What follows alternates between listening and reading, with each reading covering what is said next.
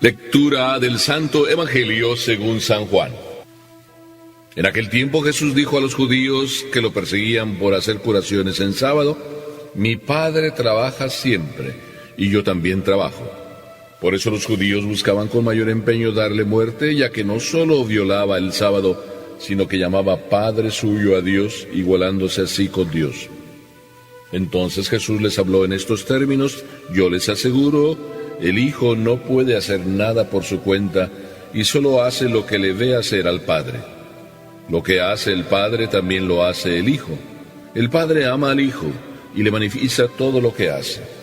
Le manifestará obras todavía mayores que estas para asombro de ustedes. Así como el Padre resucita a los muertos y les da la vida, así también el Hijo da la vida a quien Él quiere dársela. El Padre no juzga a nadie, porque todo juicio se lo ha dado al Hijo, para que todos honren al Hijo como honran al Padre. El que no honra al Hijo, tampoco honra al Padre. Yo les aseguro que quien escucha mi palabra y cree en el que me envió, tiene vida eterna y no será condenado en el juicio, porque ya pasó de la muerte a la vida. Les aseguro que viene la hora, y ya está aquí, en que los muertos oirán la voz del Hijo de Dios, y los que la hayan oído vivirán. Pues así como el Padre tiene la vida en sí mismo, también le ha dado al Hijo tener la vida en sí mismo, y le ha dado el poder de juzgar, porque es el Hijo del Hombre. No se asombren de esto, porque viene la hora en que todos los que yacen en la tumba oirán mi voz y resucitarán, los que hicieron el bien para la vida, los que hicieron el mal para la condenación. Yo nada puedo hacer por mí mismo. Según lo que oigo, juzgo, y mi juicio es justo, porque no busco mi voluntad, sino la voluntad del que me envió. Palabra del Señor.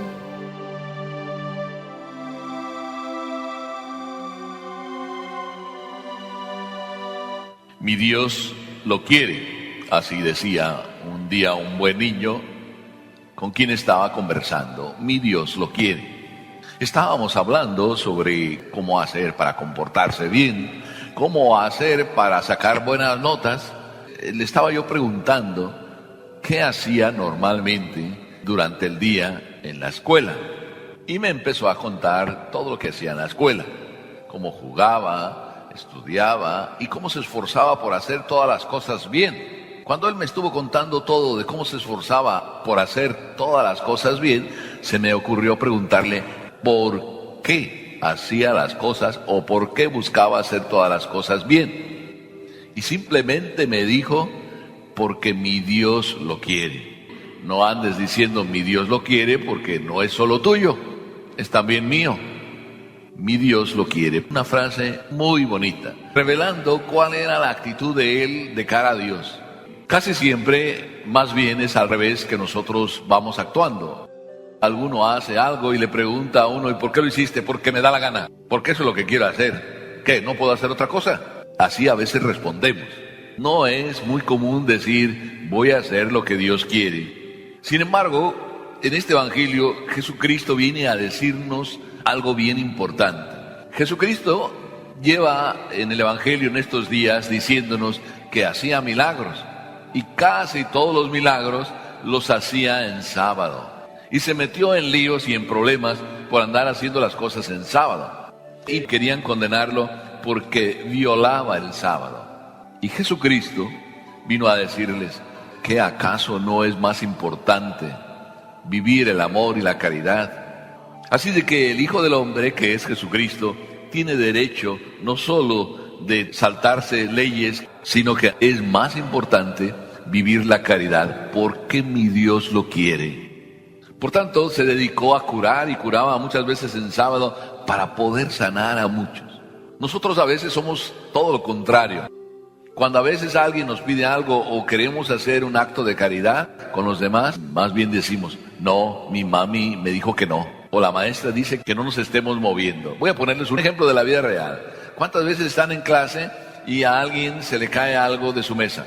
Y cuando se le cae algo de su mesa, siempre hay alguien que se le ocurre enseguida levantarse para poder ir a recoger aquello que se cayó.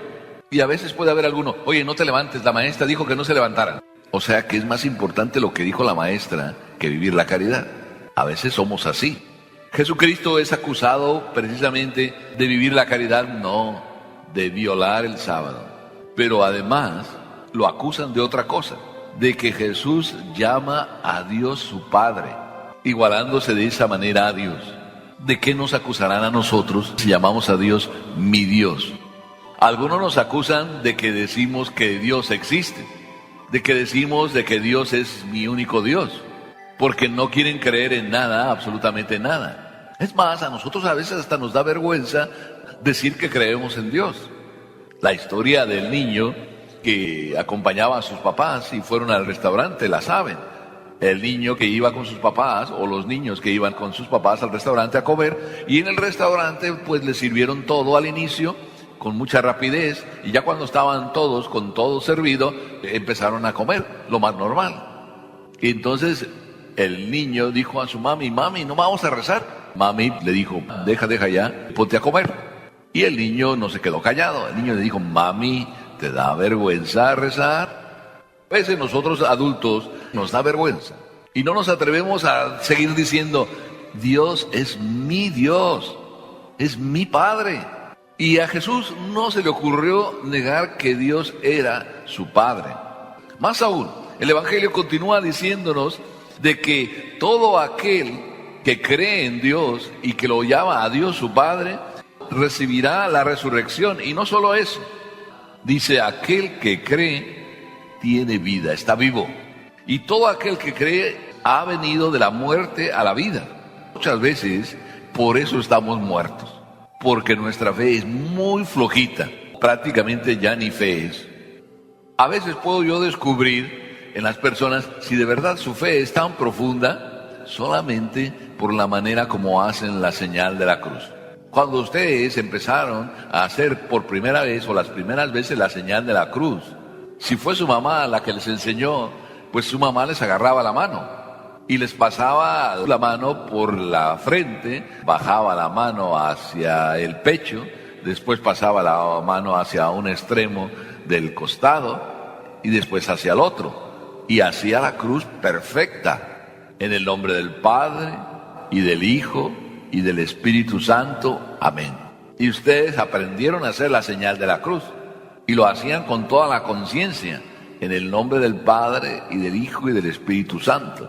Si acaso se les olvidó, en la catequesis volvieron otra vez a recordarla, y la maestra en la catequesis les dijo lo mismo. Pero conforme va pasando el tiempo, esa fe que aprendieron, que creían en el Padre, en el Hijo y en el Espíritu Santo, como que ya se van apagando y se van haciendo ¿qué? Rutinarios. La rutina, el andar repitiendo las cosas un día y otro y otro y otro y otro y otro, a veces, si no tenemos plena conciencia, nos hace caer en la falta de fe. Y entonces ya nuestra señal de la cruz, si no es como un garabato, cuando ustedes empezaron también a rezar y empezaron a hacer su primera comunión, aprendieron el Señor mío Jesucristo y lo aprendieron muy bien. Y cuando hicieron sus primeras confesiones se sabían perfectamente el acto de arrepentimiento, el Señor mío Jesucristo. Pero conforme va pasando el tiempo, como se arrutinan, nos arrutinamos, vamos perdiendo la capacidad de darnos cuenta que estamos delante de Dios. Y así cuando vamos a confesarnos y el Padre dice el acto de contrición, a veces ustedes hacen una pregunta, ¿en voz alta o en voz baja? Si es en voz alta, vaya problema que les metió el Padre. Porque si lo empiezas a rezar en voz alta, empiezas con el Señor mío Jesucristo y luego miras al Padre a ver si te ve o no te ve. Y el Padre lo que tiene que hacer es bajar la cabeza para que tú no quedes en evidencia. Y empiezas tú al Señor mío Jesucristo, Dios y hombre verdadero, Creador, Padre y Redentor mío. Creo en un solo Dios Padre, Ave María Purísima y ¡wow! Amén. Y empiezas un montón de cosas todas ahí mezcladas que no se sabe ni qué estás rezando. ¿Por qué? Porque estás perdiendo tu fe. Pero la misma fe la estamos perdiendo muchas veces aquí mismo estando en la iglesia. Probablemente estamos ahora aquí en la iglesia y no estamos con fe.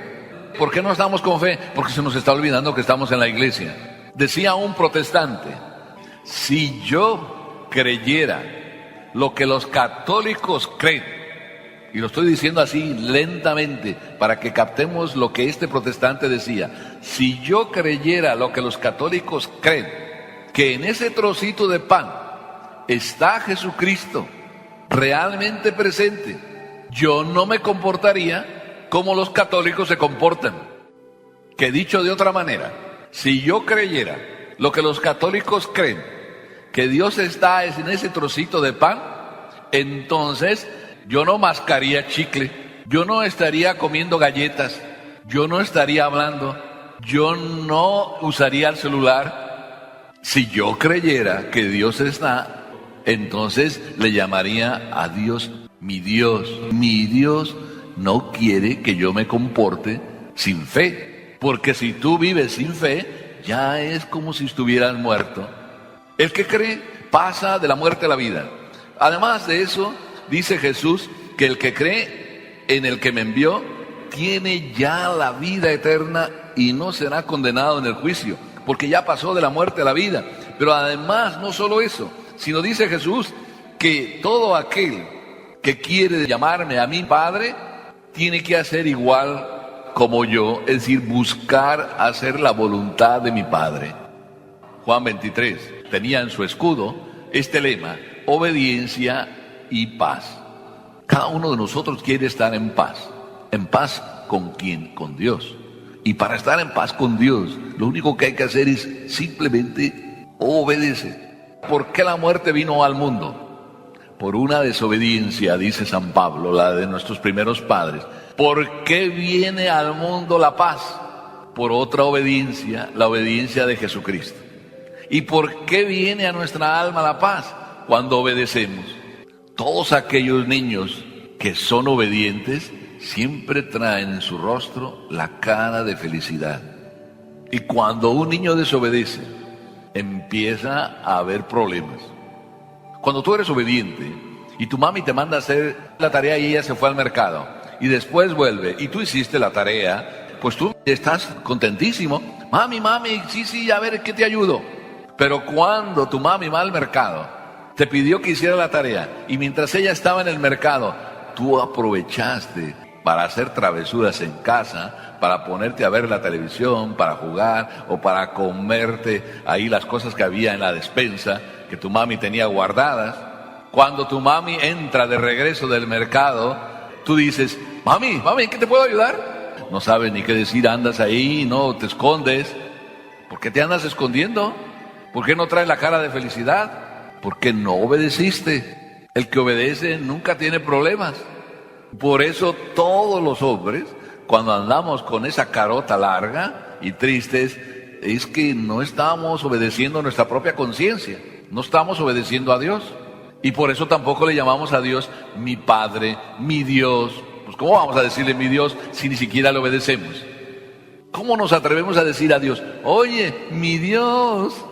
Y Dios te va a decir: sí, tururú, sí, te lo voy a creer que yo soy tu Dios si no haces nada de lo que yo te pido. Por eso qué importante es que cada uno de nosotros aprendamos, sí, a decir mi Dios, pero no solo digamos mi Dios, sino mi Dios lo quiere. Y cuando yo digo mi Dios lo quiere, lo hago, porque mi Dios lo quiere. Y cuando yo hago lo que mi Dios quiere, entonces tengo vida. Y si tengo vida, no ando como muerto, ando siempre alegre. Y eso es lo que deseamos hoy y siempre.